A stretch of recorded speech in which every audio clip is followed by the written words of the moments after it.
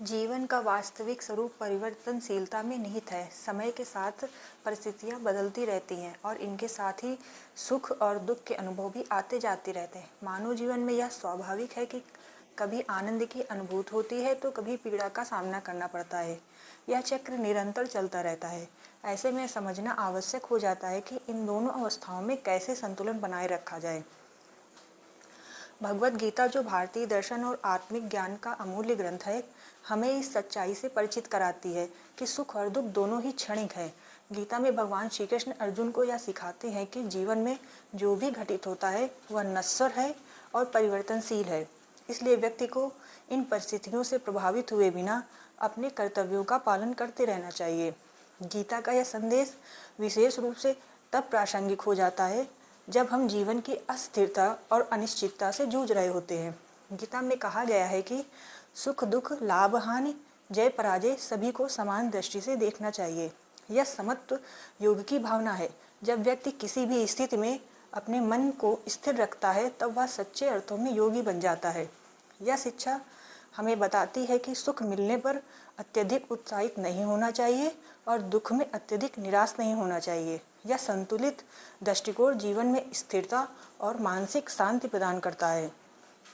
इस संदर्भ में एस.एन. गोयनका जी द्वारा प्रचारित विपश्यना ध्यान पद्धति का उल्लेख करना आवश्यक है।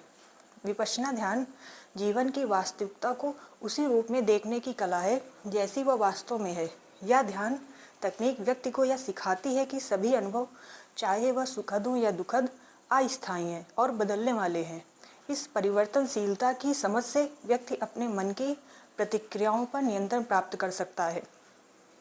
विपश्यना ध्यान का मूल उद्देश्य यह है कि व्यक्ति अपने भीतर उठने वाले हर भाव को बिना किसी प्रतिक्रिया के देख सके। जब हम सुख का अनुभव करते हैं तो उसके प्रति मोह उत्पन्न होता है और दुख के समय द्वेष। विपश्यना सिखाती है कि इन दोनों से मुक्त होकर केवल वस्तु स्थिति को उसी रूप में देखना चाहिए जैसी वह है। यह अभ्यास व्यक्ति को मानसिक शांति, स्थिरता और संतुलन प्रदान करता है। गीता और विपश्यना दोनों यह सिखाते हैं कि जीवन में किसी भी स्थिति को स्थायी नहीं मानना चाहिए। गीता में भगवान श्री कृष्ण यह उपदेश देते हैं कि समत्व का अभ्यास ही योग है। इसका अर्थ यह है कि व्यक्ति को हर परिस्थिति में समभाव बनाए रखना चाहिए। सुख और दुख को समान भाव से देखना ही मानसिक शांति का आधार बनता है।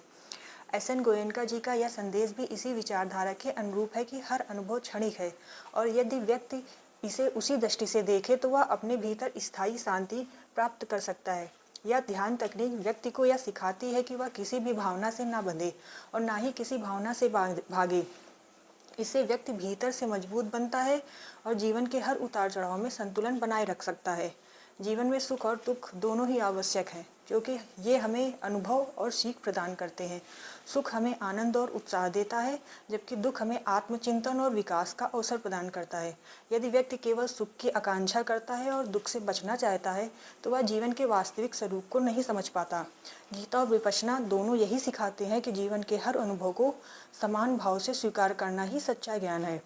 जब व्यक्ति इस ज्ञान को अपने भीतर अपने जीवन में उतार लेता है तो वह बाहरी परिस्थितियों से प्रभावित हुए बिना अपने भीतर की शांति बनाए रख सकता है।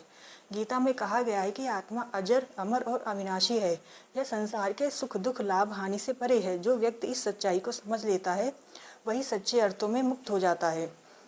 इस प्रकार जीवन में सुख दुख की वास्तविकता को समझना और उसे स्वीकार करना ही मानसिक शांति और संतुलन का मार्ग है। गीता और एस.एन. गोयनका जी की शिक्षाएं हमें यह सिखाती हैं कि जीवन में हर अनुभव एक अवसर है स्वयं को जानने, समझने और विकसित करने का। जब हम इस ज्ञान को आत्मसात कर लेते हैं तो हर परिस्थिति में स्थिर और संतुलित रह सकते हैं।